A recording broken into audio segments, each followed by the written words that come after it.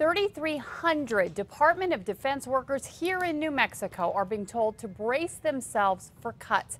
It's a result of the massive automatic budget cuts set to go into effect if Congress doesn't act in the next week. Right now, civilian workers are first on the list. News 13's Lizzie Mitri is here in the Newsplex.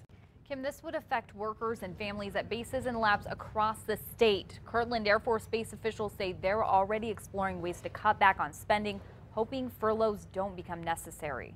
A package of federal spending cuts known as the Sequester will take effect March 1st, unless Congress passes another budget deal before then. The Sequester includes deep cuts to the Department of Defense, and officials here at Kirtland Air Force Base can't afford to wait and see if Congress takes action. It's all a possibility. It's an if. Like all good military stuff, we're planning.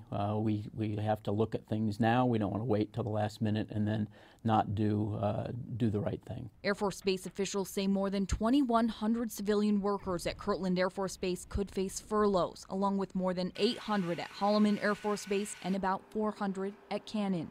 Colonel Jeff Lanning says it could mean one unpaid day off a week for 22 weeks beginning in late April.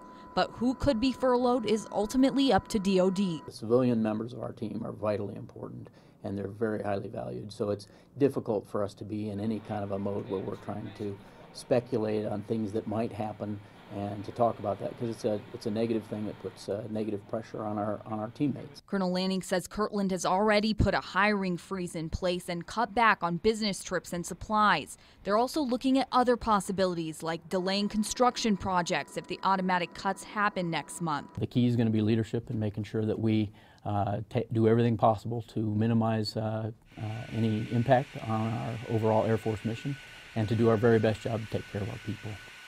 The Aerospace Industries Association, representing another large employment arm here in New Mexico, is calling on Governor Martinez to ask the tough questions about sequestration at the National Governors Association meeting this weekend.